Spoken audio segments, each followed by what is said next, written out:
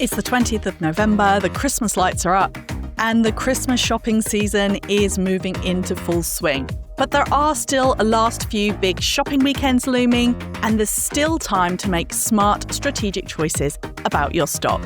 In this episode, we're going to be talking about slow sellers, overstocks, and those products I like to call brown bananas. That's the ones with a sell-by date that is stinking up fast. Welcome to the Resilient Retail Game Plan. I'm Catherine Edley, and in the next few minutes, you're about to get powerful real-world retail strategies from insights shared both from my guests and myself, backed up by my 25 years in the retail industry. Keep listening to learn how to grow a thriving, profitable product business. Let's jump in with this latest episode.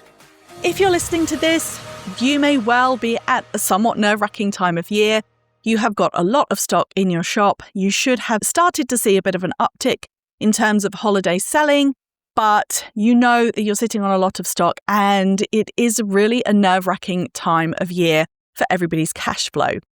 But it's not too late. We are just about to hit the start of the golden weeks, which are the 6 weeks in the run-up to Christmas, where businesses are going to be taking up to half of their annual revenue for some businesses, especially if you're particularly gift-focused. So you can't necessarily fix what you've ordered so far. Maybe you can, maybe you've still got the chance to make some adjustments, but you can control what happens to it from here. And what I wanted to point out was, if I think back at all of the years that I worked in big retailers, this time of year for the trading teams, so that's merchandising, distribution, the people who are sending the stock out, the people who are looking at the stock, managing it, looking at discounts, promotions, pricing, all of those things. This was our busiest time of year. Ironically, the buying teams, the ones that actually sourced the product, for a lot of them, this was a little bit of a quieter time of year because they'd done their work in terms of actually getting the stock made by the manufacturer, and they were busy focusing on what was ahead for the next year. But for the merchandising teams, we were combing through the stock over and over again, every single week, every single day even, to keep an eye on what was turning the way that we wanted it to and what was sticking. And it's really useful to take that kind of mindset yourself as a small business owner. You don't just have this block of stock and this block of sales, if you like. This is something that shifts week on week, and it's really helpful to keep a close eye on what you've got, because the name of the game is trying to push as much as you can during Christmas and trying to be left with as little as possible in January. So for most business owners, January is going to be a very quiet time of year for you. January, February tend to be some of the quietest months in retail. So as a result, you want your stock holding during those months to be as low as possible. What you want to do is therefore try and work your way through your bulge of stock that you've brought in for Christmas, push through it as much as possible, and make sure that when you go into those leaner months, your stock reflects those lean sales, because your stock and your sales should really work in tandem. And that's the best way to protect your cash flow, because the more that you have stock sticking around after Christmas, then the more it's going to clog up your bank account, or effectively that money is going to be sitting there in stock and not in your bank account. So it's really important this time of year, more than almost any other time of year, to be really on top of your stock. And this is what we do with the Stock Doctor service. Everyone who works with the Stock Doctor gets very clear updates in November, December, what's working, what's turning, and what they need to take action on. So let's talk about some of the actions that you can take in your business. This episode of the Resilient Retail Game Plan is brought to you by Faire, the online wholesale platform built for independent retailers. If you're ready to find products your customers will actually love, Faire makes it simple.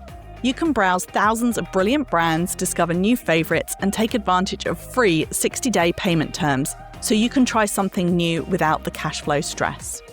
Right now, you'll get 50% off and free shipping on your first order with the code GAMEPLAN25. That's GAMEPLAN25, valid until 31st of December 2025. Go to Faire, that's FAIRE.com to sign up. Thanks to Faire for helping independent shops stay resilient, one order at a time. So the first thing you want to look at is identifying your slow sellers.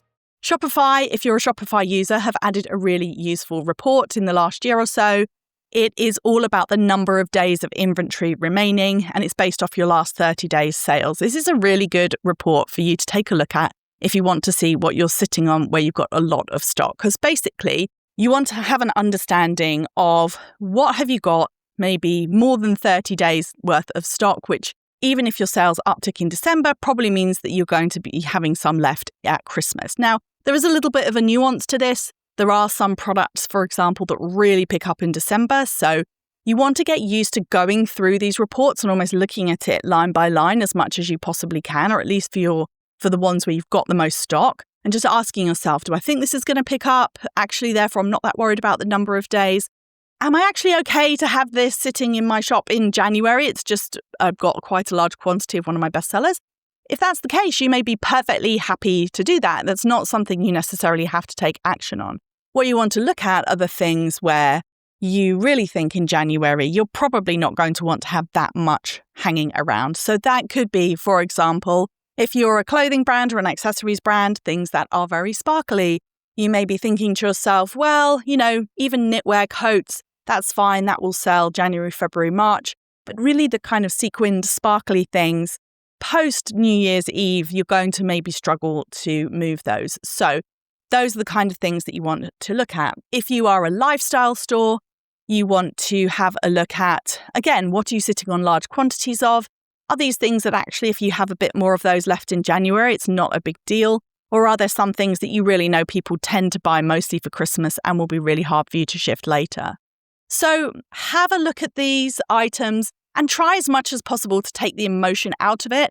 Nobody I know who runs a small business ever buys stock that they don't think will sell. So you made the best decision you could at the time to bring it in or to bring it in at that quantity. And if it's going a bit slower, then that's not a reflection on your abilities as a business owner, because let me tell you, even people who do nothing but forecast sales for their entire careers, they still get things wrong. So it's not about your failings or what you should or shouldn't have done. Put that to one side and just think about what action do you need to take. If, for example, you want to do some kind of Black Friday offer, these are the kind of products that you could put into that offer.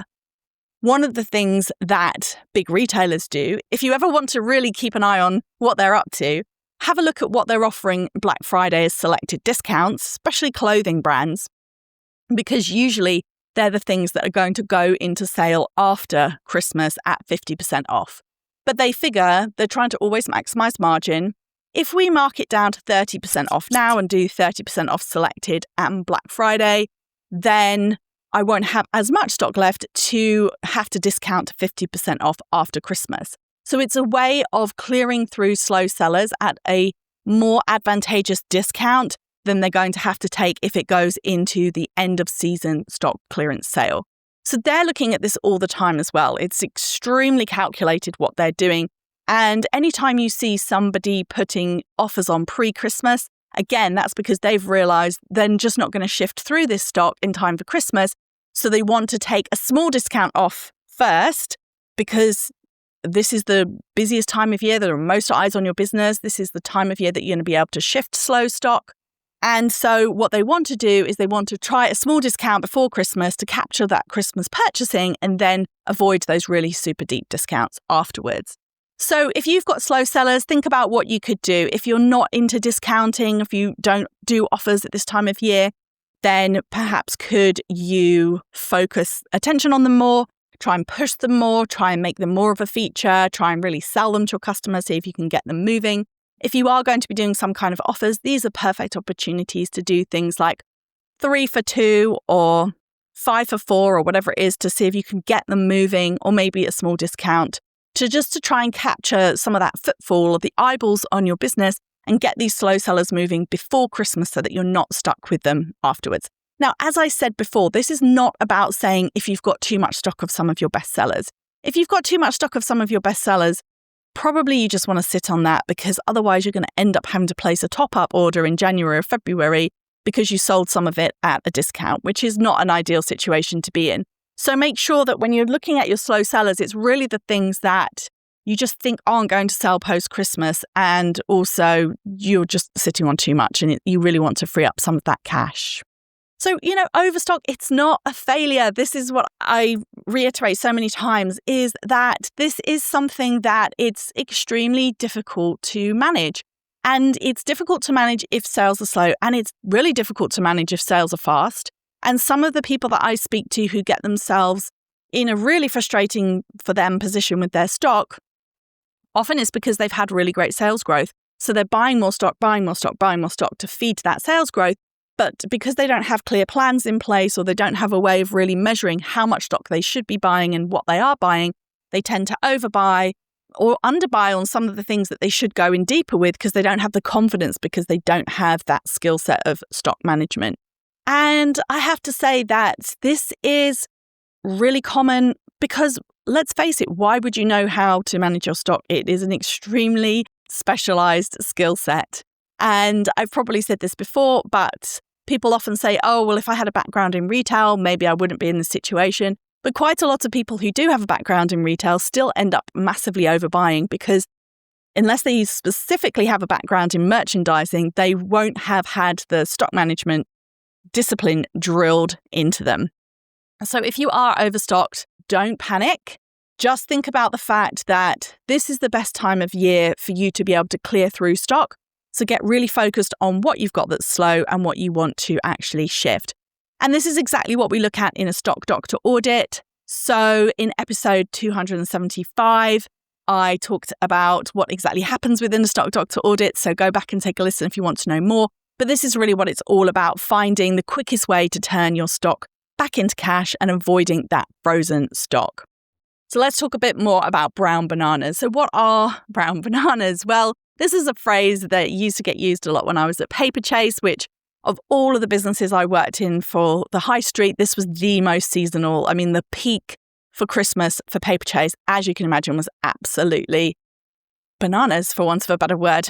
And the brown bananas are products with an expiration date. These are the ones that after a certain date, nobody wants them, just like nobody wants a brown banana. So they are things like advent calendars after the 1st of December. They are 2025 diaries. Once we get into 2026 diaries, once you get past about January, people have already got their diary if they're going to get one. Christmas decorations, anything that is really super focused on Christmas that says ho, ho, ho, or has Father Christmas on it. You can have brown bananas in any season. So Valentine's Day, Be My Valentine, it doesn't really hold water after the 14th of February. Number one, mum is much harder to shift after Mother's Day, and so on and so forth. So every season has its brown bananas. Halloween's another one. That one is really tricky because try selling a bat on the 1st of November. It's really hard to do. So these are the products that have an absolute drop-dead expiration date. So once the Christmas week hits, their value almost drops to zero until the next Christmas cycle comes along. Now, of course, there are people who will go into the January sales and who will purchase themselves some Christmas product, but they usually want that at least a 50% off. So your brown bananas are the products that you really, really want to keep an eye on. You want to be very, very clear as to what you've got. So these are the kinds of things where you want to be really close to your number of days of inventory. How many days have you got left? Do you think you're going to clear through? And to start thinking about taking, as I said, those small discounts, taking small action on those before Christmas. So, for example, if you're a week out from Christmas and you've still got piles and piles of decorations, it's well worth thinking about doing a targeted promotion on your decorations at, say, 20% off to clear through what you can. Maybe people will be enticed to pick them up as a last-minute gift and therefore avoid having to slash them to 50% off. So you really want to be aware of your brown bananas. And if this is your first Christmas that you're trading, it may take you a little bit longer to figure this out. But typically speaking, we're looking at the things that are going to be really out of place if they're on your shop floor in January. So don't wait around. Be really clear on what your brown bananas are and make sure that you take action. So what you want to do then really effectively is you want to also identify your best sellers. What is driving your sales right now? Making sure that you're pushing those. If you're running low on stock, absolutely top up on stock. I had a couple of interesting conversations with clients in the last couple of weeks about even if you're overstocked, do you still buy your best sellers? And I would say yes, absolutely, because that's what keeps people coming in, keeps them buying. So keep those topped up, but keep looking at the slow sellers as well, seeing what you can release there in terms of cash. And that's why, again, I'm a really big fan of these targeted discounts as opposed to a blanket 20% off everything discount. Because when you've got a targeted discount, you can shape the customer's behavior. You can shepherd them, as it were, towards the products that you really want them to look at and to buy. And that will help with your stock situation. So remember, a promotion looks like it's for the customer, but it's actually for you. Make sure you know what your bestsellers are. Make sure that they are working really well for you. Make sure that you know what's slow. So if it's just kind of ticking over, don't worry about it too much. It's the things that you've got loads and loads of stock of and you feel like probably not going to sell that well in January, February, March. And then you've got your brown bananas, which are the really, really time-sensitive ones, which absolutely 100% will not sell past their expiration date. And those are the ones that you really want to focus on. Make sure that you are pushing. So, for example, I've had a couple of conversations with people working on their Black Friday offers, and we looked at actually layering on additional offers. So they're going to do a blanket discount because that's something they do every year and it works for them. But we then looked at what can we layer on that's actually slow, that we could do some targeted discounts as additional messaging, maybe something for the final day for Cyber Monday, go a bit deeper, but only on the areas that they actually needed to clear through. These are great calls to make while you still have traffic, not on Christmas Eve when you're exhausted or the 21st of December or whenever it is that you're shutting your e-com shop. So have a look now. You do have time to tweak your stock. You do have time to really maximize it. So make sure that you're having a look and you're making sure that if something really isn't shifting, that you're going to take some action on it. It's also really helpful to get these lined up, get these targeted offers lined up or having a really good understanding of where your slow stock is, because it really can help you avoid that kind of knee-jerk panic discounting. What you find is that people often panic. They think, oh, have I done enough? Or maybe sales aren't quite where they want them to be. And so they might panic and switch on the blanket discount. It seems to be the easiest to action, and people will think, right, okay, let's just turn this on and see if we can push some more sales. However, I would say if you can resist that urge to panic discount and instead look at your slow sellers and do targeted discounts instead, you will find that your bottom line will be much healthier after Christmas, and you will have avoided selling through some of your best sellers at a discount and not clearing through that slow stock that you want to. Feel like your stock's running you, not the other way round? Stock Doctor is the done-for-you service that gets your product business back on track. Clients see, on average, 10% more sales with 10% less stock in just 6 months, which adds an average of £5,000 of profit per £100,000 of turnover after the cost of the programme. You'll get expert retail merchandisers doing the hard work for you, so you can stop guessing and start growing. Book your free call at resilientretailclub.com/stockdoctor and finally feel in control of your stock, cash flow and profit. So, there you have it. Make sure that you identify your slow sellers, make sure that you take the time to unlock the cash from the overstocks and deal with your brown bananas today. Go take a look, find out what they are, and make sure that you have a plan to not be sitting on them as we come into January. I know it's super busy. I know that there's a lot going on. And I know that if you've got a really wide catalogue of SKUs, it can feel really overwhelming to look at this.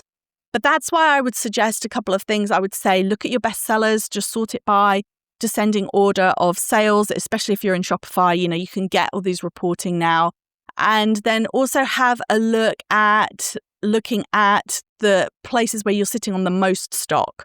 Where do you have the most money tied up in stock and what can you do about it? And if you want any help untangling the numbers and turning your stock into strategy, then that's exactly what we do in a Stock Doctor audit. You can head over to resilientretailclub.com/stockdoctor to find out more. You can make calm, focused decisions, and that will always beat a panicked discount every day of the week. You've got this, and keep going. We're so nearly there. And don't forget, if you like, subscribe or follow the podcast, you'll be the first to know about each new episode on a Thursday morning. Until next week.